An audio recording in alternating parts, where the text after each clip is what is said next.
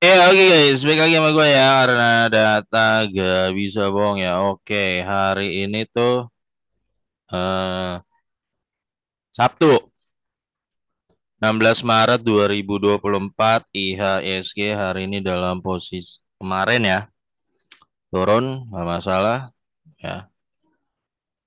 Oke, gue hari ini pengen bahas SMGR laporan keuangan Q4 2023 Semen Indonesia,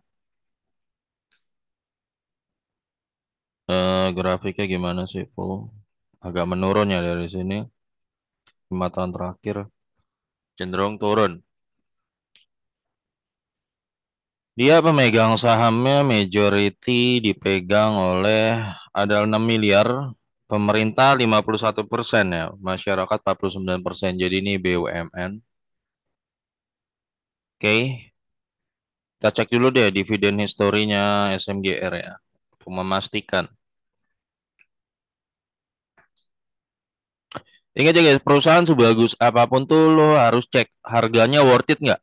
Ya, sering terjadi perusahaan bagus tapi harganya tuh kemahalan banget ya. Jadi return lo tuh nggak worth it. Ya, jadi karena nggak worth it ya nggak layak ya. Kalau lo maksa beli, ya akhirnya terjadi malah turun dan dividennya kurang worth it aja juga gitu. Harus diperhatikan itu juga guys ya. Kita cek dulu ya rutinitas dividennya SMGR, Semen Gresik. Ini Semen Indonesia ya. Ini dulu namanya Semen Gresik kan? Tahu gua. Iya nggak sih?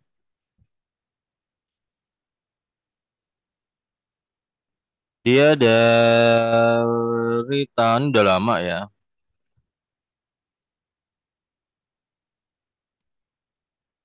92, 93, 45, 6, 7, 8, 9 bagi 2000, 2001, 2003, 2004, 5, 6, 7, 8, 9, 10, 11, 12, 13, 14, 15, 20, 21, 22, 23. Semen Indonesia dari tahun 92 guys. Berarti itu udah 32 tahun lah sampai sekarang ya. Nggak pernah bolong sekalipun bagi dividennya. Oke, udah 32 tahun. Jadi kalau dari sisi dividen lo nggak perlu raguin lagi lah perusahaan ini ya. Nggak usah lo raguin lagi. Ya, ya sekarang yang jadi kalau dari dividen nggak masalah ya. Cuma sekarang yang jadi masalah kita lihat kinerja dia sesuai nggak sama harganya ya. Kalau lo pengen masuk gitu kan. Itu guys, itu dulu yang kita lihat ya. Perusahaannya ini nggak masalah, bagus sih kelihatannya. Udah 32 tahun bagi dividen ya, lu nggak perlu raguin lagi lah kredibilitasnya ya. Jumlah pemegang saham ada 34 ribu orang di sini ya, guys. Transaksi harian 39 miliar, ya, SMGR. DER-nya 78% ya, DER-nya. Kecil sih ya, aman sih. Ya. Oke, ya kita coba hitung ya. Ekuitas 34T, 36T, 42T, dan sekarang 43 triliun ya. Jumlah saham beredar 6,7 miliar ya. Book value-nya ada 6.400-an sekarang guys, 6.408. Harga 5.900-an sekarang ya. PBV 0,9. Labanya, oke, sekarang kita lihat laba ya guys. 2,7 T lalu turun 2 triliun. Naik lagi 2,3 T dan sekarang turun sedikit 8% ya, 2,1 triliun ya. Nah, setelah ini kita akan dapat EPS-nya yaitu di angka sekitar 321 ya. Tahun lalu lebih gede ya. Nah, dari sini nanti kita akan patokin, kita akan hitung potensi dividennya dan dari situ kita akan ketemu harganya dia worth it-nya di harga berapa sih gitu loh. Ya. Oke. Ini EPS ya 413, 299, 350. Dividennya, ingat ya guys, yang masuk kantong lo tuh di DPS bukan IPS ya. Ingat, lebih ke menurut gua lebih seneng ngitung dari DPS dari dividennya karena itu yang masuk kantong lo. IPS gede kalau nggak masuk kantong ya gimana gitu kan. Ya, oke. Dividen 188 waktu itu yield 1% nih. Kalau udah yield 1% guys, biasanya DPR-nya berapa? 45%. DPR sih lumayan ya. Biasanya kalau udah 1,60% itu biasanya tanda bau-bau saham kemahalan. Perusahaannya sih bagus gitu loh John. Cuma harga sahamnya itu kemahalan. Nah, harga saham kan yang nentuin bukan perusahaan, yang nentuin siapa ya lu pada. Lu yang beli. Ya kalau terjadi kenaikan sampai gila-gilaan ya salah salah siapa ya? Salah retail bukan salah perusahaan, nggak ada hubungannya basically. Ya, biasanya kalau udah yield 1,6 itu udah pasti kemahalan harga saat itu. Saat itu di harga berapa dia? Di ini ya, di sini waktu itu gue catat catatan gue harganya 11.000. Oh, iya, waktu itu SMGR sempat di 11.000 tuh berarti mahal. Gitu John, caranya gitu aja. Nggak susah sebenarnya sih. Ya, misal SMGR di 11.000 di kinerja saat itu 2020, lu 11.000 dan you cuma nil 1,6%, itu udah fix mahal biasanya. Wah, worth it-nya berapa sih ya? Worth it berapa? Kalau bisa 5% minimal gitu loh. Kalau bisa di atas lagi 7, 8, 9, 10, 11, 12, 13. Kalau bisa. Itu margin safety lu gede. Lu kalau misalnya dia merah pun lu dapat dividen gede per tahun 15%, 12%, 9%. Ya. Kalau ini lu udah beli harga di pucuk nih John. Ini contoh ya. Lu beli harga di pucuk 11.000. Lu per tahun cuma dapat 1%. Lu resiko itu terlalu besar. Ketika dia roboh sekarang di 5.000, lu minus 50%, floating loss lu 50% lebih mungkin. Dan lu cuma dapat deal 1% ya. Dari harga lo kan, dari harga lo kan. Worth it nggak menurut lu? Ya nggak worth it. Nah itu lu makanya lu bisa terjebak juga di perusahaan yang bagus. Kalau lu nggak apa ya, enggak ngetahuin di mana harga waras ya. Semua sama ada harga warasnya John. Nggak mungkin nggak ada. Nggak mungkin emas aja ada harga warasnya kok. Siapa sih sekarang yang mau beli 1 gram emas RP 2 juta? Siapa coba gue tanya? Kagak ada. Gila lo kalau lu beli 2 juta sekarang.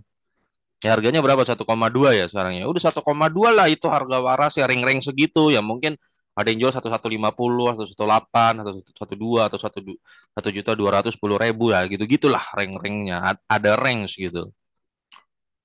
Resiko lo kalau beli waktu itu SMGR di 11.000. 2021 dibagiin 172 ya, yield 2,18 ini juga masih mahal ya. Tahu dari mana kita John ini ya ya lu merasa aja investasi dividen 2% tuh worth it nggak gitu aja sih. Inflasi aja sekarang 2,6 ya. Kadang-kadang bisa tembus 3 4 gitu kan. Paling nggak lu harus di atas itu. Yang pastikan dividen di atas itu. Ya. Contoh sekarang investasi misalnya ya ini gampang-gampang aja nih.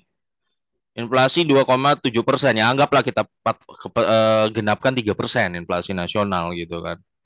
Lo invest di BRI kemarin dapat dividen total setahun 5%. Oke. Capital gain naik berapa? Wih 20% gitu kan. Lewat nggak inflasi itu? Lewat. Investasi lo lewat. Ya nggak? Sesimpel itu sebenarnya sih carinya begitu aja John. Sebenarnya. Ya kalau misalnya kayak gini inflasi 2-3%, lu dividen cuma dapat 2%. Capital gain lu juga loss kan? Floating lu kan jadi floating lossnya dalam juga 50% ya. Ya susah. Ya dividennya kecil juga 2% lama untuk nutupnya.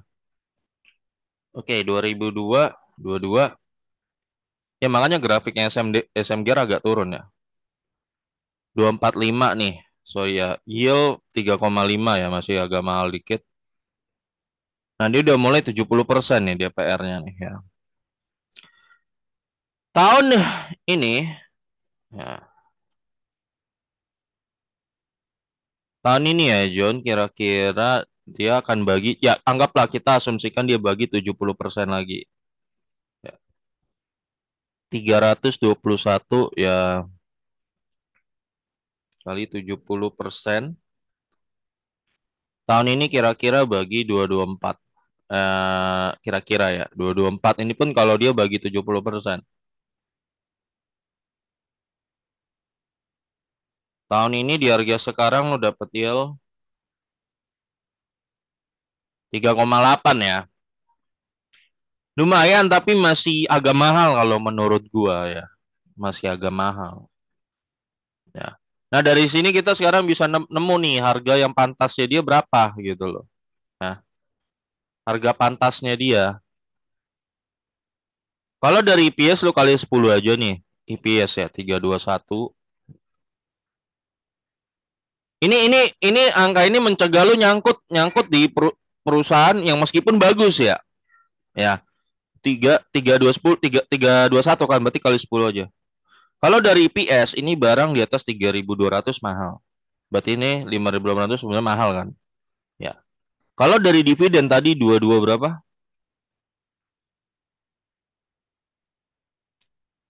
224 ya, 224 ya coba kita lihat. Ya, berarti 2000 dua kali 10 aja dan kali 20 4.480 ya. Ini emiten paling mentok ya. Kalau berdasarkan kinerja sekarang itu 4.480. Kalau lu coba-coba beli di atas itu ya boleh-boleh aja, tapi lu udah siap. Jadi lu cuma 3,8 kayak tadi. Ya makanya gue bilang kalau di atas segini mahal gitu. Ya, di atas segini mahal. 4.480. Inilah range range harganya. Ya perusahaannya bagus. Gua nggak bilang perusahaan jelek. Semen Indonesia perusahaannya bagus. Dividennya rutin 30 tahun. Ya bagus. Tapi kalau lu belinya di harga yang dia rekomendasi ini ya, ya siap tanggung sendiri gitu. Bahaya maksud gua. Kurang worth it aja sih. Ya. Apalagi lu yang beli di harga 10.000, 11.000 untuk SMGR. Gitu aja sih Jan, range-nya di sini. Ya. Kalau bisa semakin baik tuh lo ambil di harga di bawah ini kalau lo bisa dapat gitu ya. Nah batu bara kenapa menarik? Rata-rata harganya di bawah bawah batas minim, makanya lo dapet yieldnya 15%, 18%, 20% gitu. Seneng orang. Ya meskipun mungkin ada beberapa kasus di batu bara tuh masih floating minus ya, tapi dia nggak masalah karena dividen per tahunnya dapatnya returnnya gede gitu loh. Ngerti nggak John? Maksud gua ketutup worth it gitu. Orang merasa worth it gitu loh. Meskipun lagi floating minus tapi dia udah terima berkali-kali kan. Wih, kok worth it gitu kan. Gede-gede gitu loh ya. Akhirnya nggak masalah. Nah, tapi kan kalau di SMGR gini lo kalau yang nyangkut di 11.000 ya dianya turun terus dan lo dapet yieldnya juga cuma 2%, 1% yang gak worth it. Nggak worth it aja. Nah itu Jonathan, pokoknya ingat aja deh kalau menurut gue semua barang pasti ada harga warasnya ya. Kripto ada harga warasnya nggak ada. Nggak ada. Makanya kalau lu nanya gue gak akan rekomen lu main kripto itu nggak ada harga waras. Dari mana itu harga waras? Nggak ada.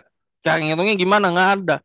Itu naik karena permintaan banyak. Permintaan banyak kenapa? Karena dipom-pom terus. Pom-pom itu kan seluruh dunia. Ya silakan aja kalau lu mau mah itu pokoknya greater full teori lah. Nggak ada over value asset gitu. Greater full teori gitu kan.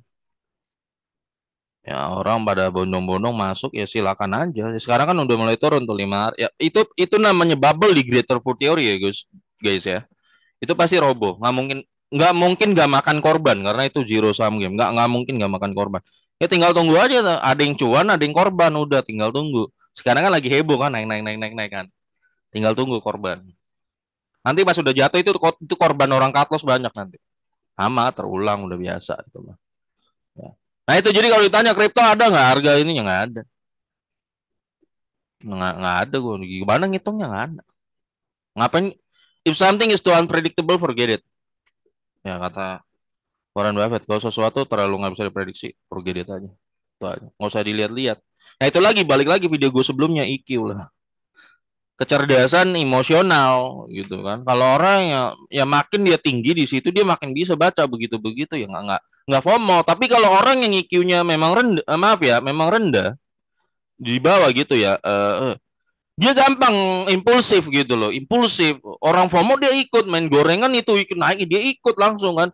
Giliran merah dia juga impulsif untuk jual. Dia impulsif itu sebuah apa ya, tindakan yang lu lakukan tanpa lu berpikir panjang, langsung spontan gitu aja gitu loh. Tapi nanti lu biasanya nyesel habis itu. Baru mikir, bertindak dulu mikir belakangan gitu loh. Nah, itu biasanya orang dengan low EQ ya. Itu cenderung mempertunjukkan itu. Ya. Tapi kalau lo emosional lo bisa ngontrol, ya lo tau lah itu FOMO. Ya silakan yang nggak tertarik. Resiko lebih besar ketimbang potensi cuan kalau menurut gue ya. Ya mungkin lo ada yang cuan tapi nanti ya tunggu korban aja lah. Itu kata gue. Oke guys, sampai ketemu lagi di video gue berikutnya karena data nggak bisa